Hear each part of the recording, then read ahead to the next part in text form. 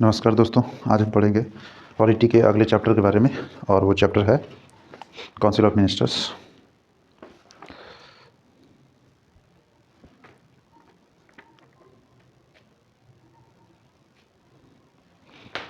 Council of minister और हम इसमें पढ़ेंगे सेंट्रल काउंसिल ऑफ मिनिस्टर, ना कि स्टेट काउंसिल ऑफ मिनिस्टर। ठीक है, तो काउंसिल ऑफ मिनिस्टर की कुछ खास बातें जो मैं बताना चाहूँगा आप लोगों को। आर्टिकल 74, 75, ये दो आर्टिकल जो है पार्लियामेंट्री फॉर्म ऑफ गवर्नमेंट के लिए है। इसमें क्या होता है, आर्टिकल 74, 75 क्यों जरूरी है, कैसे ज़रूरी है, मैं बताता हूँ आप लोग। क्या है कि चूँकि हमने पार्लियामेंट्री गवर्नमेंट चुना है तो इसमें एक प्रेसिडेंट होता है। कौन होता है? प्रेसिडेंट, जो कि सेरेमोनियल या फिर नॉमिनल हेड होता है। सेरेमोनियल या नॉमिनल हेड का मतलब है कि रियल नहीं है, ये इसके पास रियल पावर नहीं है, और लेकिन इसके नाम पर सब कुछ होता है। ठीक है, इसके नाम पर। तो अब सवाल ये है कि कहेंगे कि राष्ट्रपति की मंजूरी मिलेगी तब ये होगा। इसका मतलब असल में क्या है वो 74 बताता है, हमें बताता है 74 और 75। 74 कहता है कि एक क्या होगा, एक होगा आपका council of minister headed by PM. ठीक है, ये होगा एड और एडवाइस करने के लिए किसको? प्रेसिडेंट को। और ये भी इसमें दूसरा प्रोविज़न है कि 74 के द्वारा दिया गया एडवाइस प्रेसिडेंट के लिए बाइंडिंग होगा, है ना, उसे मानना ही पड़ेगा।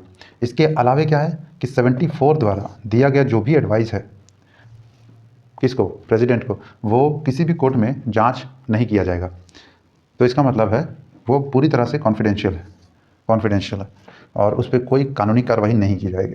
तो 74 बेसिकली ये इंश्योर कर देता है कि प्रेसिडेंट जो है रबड़ स्टैंप है, और 74 के तहत, आर्टिकल 74 के तहत काउंसिल ऑफ मिनिस्टर या फिर प्राइम मिनिस्टर की बात मानने के लिए पूरी तरह से बाध्य है। प्रेसिडेंट उन्हीं मामलों में कुछ हद तक अपना डिस्क्रिशनरी पावर यानी कि विवेक से काम कर सकते हैं, जहाँ पे उन्हें रियायत संविधान के द्वारा ही खुद दी गई है। ठीक है, तो central council of minister article 74, 75 इसके बारे में बात करता है। 75 के बारे में अब हम बात करेंगे कि 75 क्या कहता है। 75 क्या नहीं बल्कि क्या क्या कहता है। 75 कहता है कि प्राइम मिनिस्टर जो है वो प्रेसिडेंट के द्वारा अपॉइंट किया जाएगा, और बाकी सभी जो मिनिस्टर है वो प्रेसिडेंट प्राइम मिनिस्टर की सलाह पर अपॉइंट करेंगे। ध्यान से समझिएगा, प्राइम मिनिस्टर जो है पीएम, उसे राष्ट्रपति अपॉइंट करेंगे। क्या करेंगे? राष्ट्रपति अपॉइंट करेंगे। अब ये बहुत बड़ा सवाल है कि राष्ट्रपति प्राइम मिनिस्टर को अपॉइंट कर देगा तो सारा खेल ही खत्म हो गया। देखिए, जैसा कि हमने कहा कि सेरेमोनियल हेड है, तो सबसे बड़े पद को, है ना, अपॉइंट करने या फिर उसे शपथ दिलाने का काम किसे देंगे? भिखारी को तो देंगे नहीं, राष्ट्रपति को देंगे। क्योंकि ये सेरेमोनियल हेड है हमारे कॉन्स्टिट्यूशन में, हमारे पॉलिटी में, तो हमने इन्हें चुना है कि पीएम को अपॉइंट करें। पीएम को अपॉइंट करने का मतलब ये नहीं है कि इनका फुल पावर है ना, फुल पावर इनका नहीं है। इनका सिर्फ नाम मात्र है कि आपको पीएम को अपॉइंट करना है। लेकिन पीएम अपॉइंट होते हैं पार्लियामेंट्री कन्वेंशन के अकॉर्डिंग। पार्लियामेंट्री कन्वेंशन क्या है कि जो मेजोरिटी पार्टी होती है ना, मेजोरिटी पार्टी, उसका जो लीडर होता है उसे ही प्राइम मिनिस्टर अपॉइंट किया जाता है प्रेसिडेंट के द्वारा। प्रेसिडेंट किसी को भी प्राइम मिनिस्टर अपॉइंट नहीं कर सकते, है ना।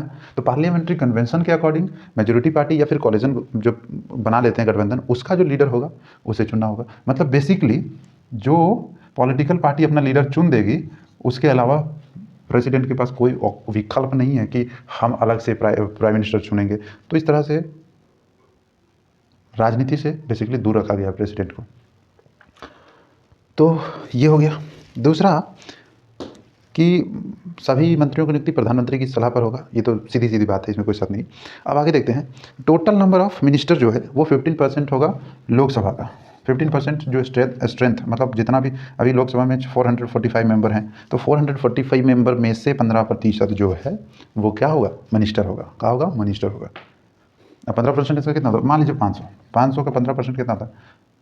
2 कटिया 15 बचे कितना होता है भाई?